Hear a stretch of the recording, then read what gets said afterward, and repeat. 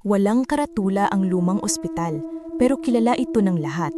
Isang gusaling iniwan matapos ang sunog, 20 taon na ang nakalipas. Sunog na pumatay hindi lang ng mga pasyente, kundi pati ng mga lihim na hindi kailanman nailabas. Sa araw, mukha lang itong bangkay ng semento't bakal, ngunit pagsapit ng gabi, may mga aninong gumigising. Si Marco ay hindi naniniwala sa mga kwento. Para sa kanya, ang takot ay produkto lang ng imahinasyon. Isang content creator siya, sanay sa haunted challenges, at ang ospital na ito ang pinakahuling target niya. Bitbit niya ang kamera, ekstrang baterya at flashlight. Wala siyang alam na kulang yon laban sa dilim na naghihintay. Pagpasok pa lang niya sa lobby, agad siyang sinalubong ng amoy ng abo at kalawang.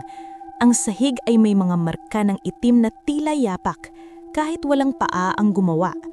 Sa bawat hakbang niya, may mahinang lagitik, hindi malinaw kung galing sa kisame o sa likod niya. "Okay guys," bulong niya sa kamera, pilit na kalmado. Wala naman.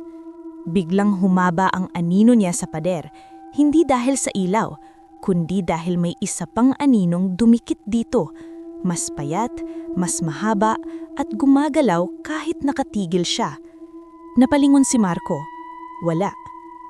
Sa unang palapag, nakita niya ang dating ward.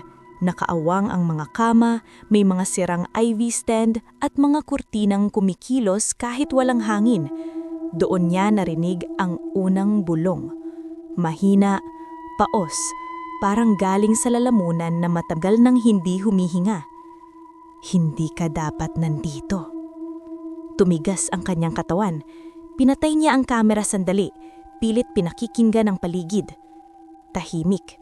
Mulit sa sahig, may aninong dumaraan, parang may taong naglalakad sa labas ng kanyang paningin.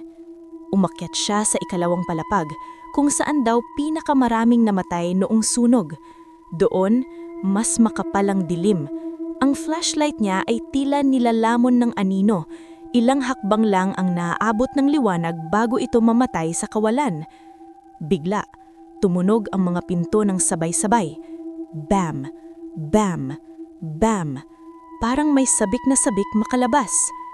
Sa dulo ng hallway, may nakita siyang hugis ng tao. Nakatayo lang, walang galaw. Ngunit habang tinitintikan niya ito, napansin niyang wala itong mukha. Itim lang, parang lalim ng balon. Sa likod nito, may iba pang anino. Marami.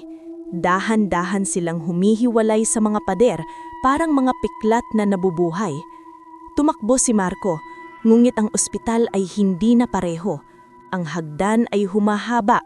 Ang mga pader ay tila humihinga, sumisikip sa bawat segundo. Sa bawat pintong binubuksan niya, may ibang silid. Lahat pamilyar, ngulit mali ang anyo. May mga kama na may bakas ng katawan. May salamin na nagpapakita ng mga taong nakatayo sa likod niya, kahit wala naman. Sa lobby, nakita niya ang malaking salamin sa dingding. Huminto siya roon, hingal na hingal. Tumingin siya sa sarili. Ngulit sa refleksyon, may mga aninong nakakapit sa kanya, nakayakap sa kanyang likod, leeg at dibdib. Ang kanyang sariling anino ay hindi na gumagalaw kasabay niya. Doon niya narinig ang huling bulong. "Salamat, may kasama na kami." Kinabukasan, may bagong kwento ang mga tao. May nakikitang anino sa ikalawang palapag, isang lalaking may hawak na kamera, nakatayo sa dilim. Hindi siya gumagalaw. Ngunit kapag may pumasok, humahaba ang anino niya at may isa na namang hindi na lalabas.